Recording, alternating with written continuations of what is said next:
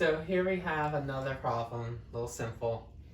What we're going to do is we have to take each one of these, solve them, graph them, and interval notation. So you'll see that on your test. They're going to be a part A, a part B, and a part C. Part A is solving. So how to solve? Pretend it's an equal sign, so you have a left-hand side and a right-hand side. You ask yourself, do we have any simplifying? Remember, focus on just one side of the equation at a time. So just looking on just this side, left-hand side, ask yourself, do you have any parentheses? No. Do you have any like terms? Coefficient, variable, constant? No. Once you're done asking those two questions, move over to the right-hand side. Ask the same two questions. Do you have any parentheses? No. Do you have any like terms? Just a constant? No. Once you're done simplifying, then label. We told you, because of this being an inequality sign, not an equation, not an equal sign, as soon as you see inequality symbol, just say variable is always going to be on the left, no matter what. Constant is always going to be on the right. Boom, you're done. Next step.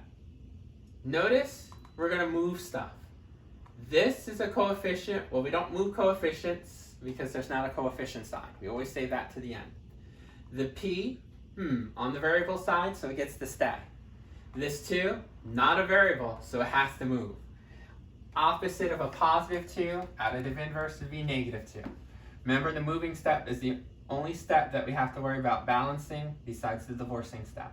We don't worry about this in the labeling step. We don't worry about this in the simplifying step. Only really pay attention to it in the moving step and divorcing step. So if I do a negative 2 here, I must do a negative 2 here. They cancel out. Remember, this isn't touched, so I brought down everything, even the sign. This, bring it down. We're not touching this until the very end, if possible. And then here you have two constants. One's a positive, one's a negative. You know you're going to subtract. And we know that the team positive, 22 players, is going to win, so that's why it's a positive 20. Now, before I actually divide, remember, you might have forgotten, it's new, remember it's in red, that when you do the divorcing step, the first thing you want to do, besides figuring out if you need to divide or if you need to multiply by the reciprocal, is to see the sign of the coefficient. If the coefficient's negative, then we're going to switch the inequality symbol. So let's look. Notice negative. I'm going to write out the word negative. That is my hint that you see this symbol. It's no longer going to be a greater than symbol. You must switch the directions and it's going to become a less than symbol. Once you take care of this symbol, then you're done. This can only change one time in the divorcing step and only if you have a negative coefficient. The last problem we had, it was a positive coefficient, so I didn't switch. Here, it's a negative coefficient, so I switched. Divide both sides, not only by the number, but the coefficient sign, so negative 5, negative 5. These cancel out. Negative divided by negative is positive. 5 divided by 5 is 1p, or just p. Positive 20 divided by negative 5, remember we're dividing, so positive divided by negative, tic-tac-toe board, tells you you're going to have a negative 4. Now, this is almost solved. Remember, Alex wants you to put it in set builder notation. So all you have to do to make this a set builder is that squiggly set of parentheses. Since we're dealing with P, you say P, you do a line, that's our such that line, and then copy the inequality that you have. This is what Alex is looking for.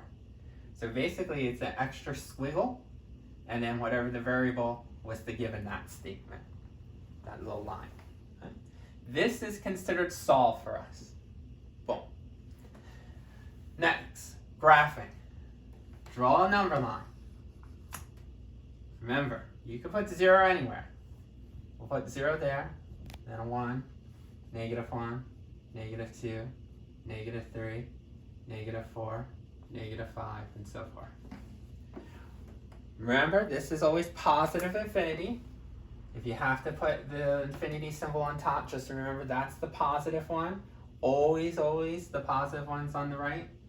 -1 is on the left. How to graph this? I said find the value, find that number on the number line. So where's -4? Right there. Now remember, we're going to be using parentheses versus brackets. Because this is not underlined, you can kind of think of it like an open circle. But if I cut that circle in half, you can see I got parentheses. Okay? So what I want you to think of, if you have going to be using an open circle, think that you're only going to use half of it. Because we want less than, we want the part that's opening up. See, it's like a Cookie Monster, it's like eating up the negative side. So at -4, we're going to put just the half. Right, that parentheses. And because we want less than, see how the inequality symbol helps you? It points in the direction you want to shade and have things open up to. Less than would be shading the negative side. So we're going to open up to the negative side. And then by doing it by hand, we would always color this infinity arrow to say this goes on and on forever. Luckily, Alex, once you click it, it will always color in that side. This is considered graphed. Okay? So we got a marker at our value, and we shade it in one direction, either the negative side or the positive side. For us, since we want less than, we shade it towards the negative side. Finally, interval notation. So you want the smallest value and the largest value. Now it's not the smallest value that's on the number line, it's the smallest value that you colored in. So notice I colored in the arrowhead, or -infinity. That's the smallest value. The largest value that you colored in was a -4. Okay?